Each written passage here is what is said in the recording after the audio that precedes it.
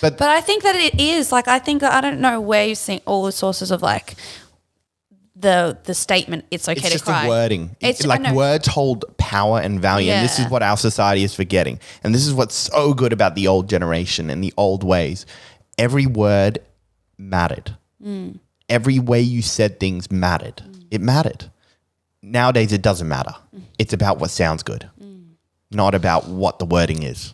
Yeah. And that's where I have like, I get what you're saying, because I've had girlfriends go out and they're like, I have so much anxiety right now. And it's like, you can't throw that word around. Like almost like you can't just be like, you wouldn't say, oh, I've got schizophrenia right now. Yes, exactly. Like it's just the weight of the word, because it's so much more spoken about. It's no longer like a taboo thing, and it's more normalized, and people are throwing it around too frequently. Don't like that. I hold so much value to these words, and they're very important.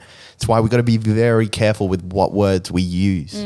But our new generation, we're just not careful with our words, and we need to, like, I don't know, like, I'm not going to say we need to, but I want to be very conscious of that, and I'd hope more people would want to be more conscious of their wording. And I think that's more of a conversation our generation should be having, is this consciousness of what words we are using, because we can't be throwing around things that are very, very heavy words. We're already getting funny about, saying the word you're gay or, stop being a faggot. You know what I mean? Like, we're not okay with those things, and nor should we be. Like, it's not okay to say those things, and it can be very offensive.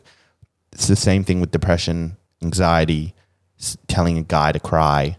Like, we got to be very careful with these words, because they hold a lot of power and should only be used appropriately.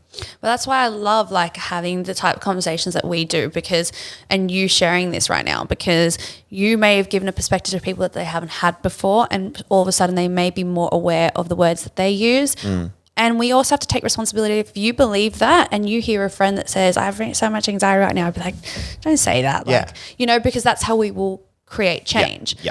And also, like, no one's perfect as well. So you're going to mess up with the word sometimes. Like, you're not going to be perfect. And it's okay, like, to voice how your thinking process is. Like, a lot of like this discussion that's very controversial of what I'm saying, it's also a learning thing. Like, just because I say it like this now doesn't mean this is forever. Like, I can change, and I may change, and I probably will change the way I think as I grow and learn more about this conversation and learn more about these topics and things like that. But right now, I think it's still good to talk about how you are thinking, and because somebody can come in and educate you, or somebody can go, wow, I never looked at it like that. That's a really good way. You've really changed my perspective on it.